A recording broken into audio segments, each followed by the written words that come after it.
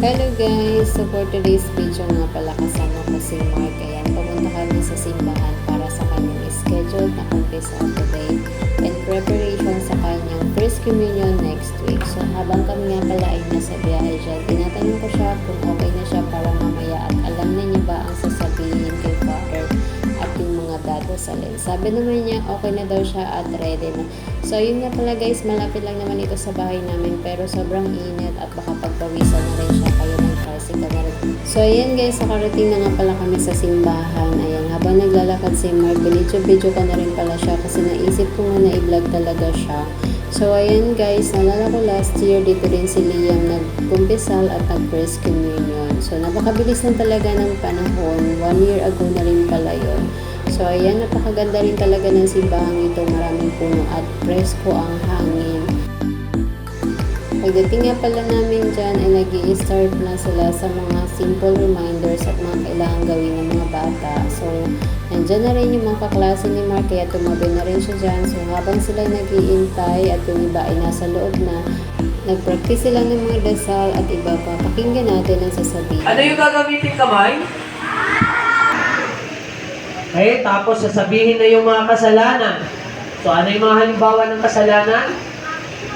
Pagsisinungaling, pagmumura, pagdadaya, pangungupi, pangbubuli, pangungopya ng sagot, hindi pagsimba. Nakita niyo yung picture na to? Banda sa baba. Yan o. Pagsisisi, dasalin natin. Ngayon sa mga wala, makihiram na lang kayo at ibalik. Kaninang umaga may nawalan. Doon sa loob, may nanguha ng pamaypay. Nung binalikan na ng bata yung pamaypay niya, nawala na. Nakuha na ng iba. Kung hindi mo naman sa'yo, huwag mong kunin. Ayun ay pang nanakaw din.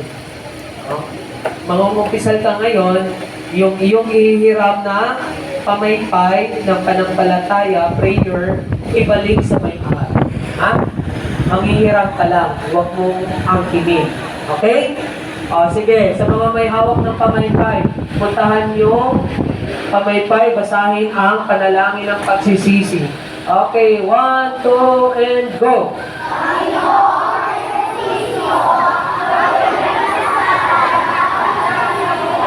Share ta, share.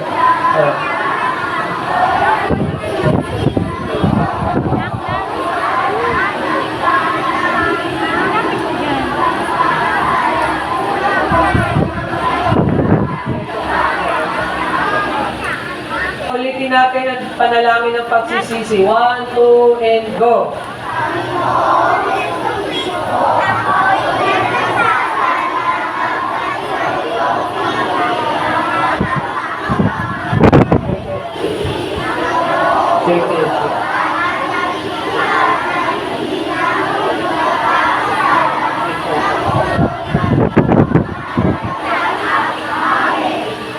Okay. So ayun guys, mabilis lang naman ang galaw ng kanilang pila. So sila na ang next batch at kailangan na nilang pumunta doon sa kabila sa mga malapit sa simbahan. So sabi nga niya ni Kuya, wag daw magtakbo-takbo, maglakad lang. Pero makukulit kasi talaga ang mga bata nito. So habang nandito nga pala sila, ako naman ay nag-picture at nag-video na rin. So ayan, sila ay binibigyan ng instruction ni Kuya kung ano ang gagawin dahil sila na ang susunod na sasalang sa loob.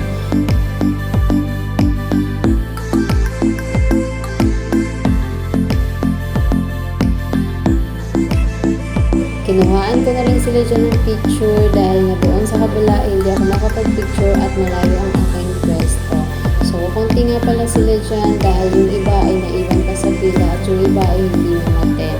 So sabi ko nga picture sila para may souvenir naman sila. So ayan, game naman sila while nakikinig sa sinasabi ni Kuya. So ayan, mukhang ready na rin nila sabihin ang kanilang mga kasalanan at ready na rin silang dasalin yung mga sasabihin ni Father. So ayun, nag-video na rin ako dahil sila ay tatayo na rin at pupunta na rin sa loob ng simbahan. Sumunod na rin ako kasi kailangan ko silang abangan sa kanilang paglabas mamaya after ng kanilang pagpesal. Kailangan kasi mag-attendance bago umuwi doon sa magilid. So alam mo naman kapag ba bata, after nilang mag-upisa, baka tumakbo-takbo kaya kailangan ko siyang abangan. So dito muna ako pupwesto sa gilid dahil dito siya lalabas. So habang nandyan nga pala ako, nag-intay-intay na lang ako ng konting oras at mabilis namang natapos sila. Hindi ko na nga pala siya dyan nakuha ang siya ay lumabas kasi nga nagmamadali na naman siya. So after nga pala niyan, kami ay pumunta dito sa pila para sa attendance. So habang nakapila siya, video na rin ako dito at nakakatuwa, ang ganda rin pala talaga ng simbahan ito. So napaka-presko dahil maraming punong kahoy at marami rin mga halaman. Maliit lang pala ang simbahan ito pero napaka-cute naman ang design niya at napaka-presko na kapaligiran dahil sobrang dami ng punong kahoy. So mahaba pa nga pala ang pila at hindi pa masyado gumagalaw sa mga oras na yan kaya nag-video muna ako at mapo dito sa may pilit.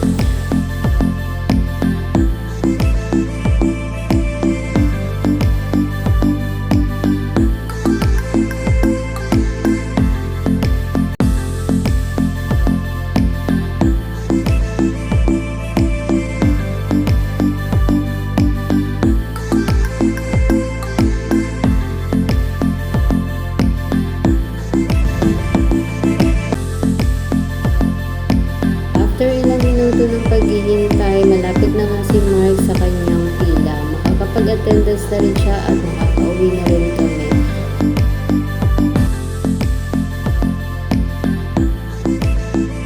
That's it for today's video. Thank you for watching. Bye-bye!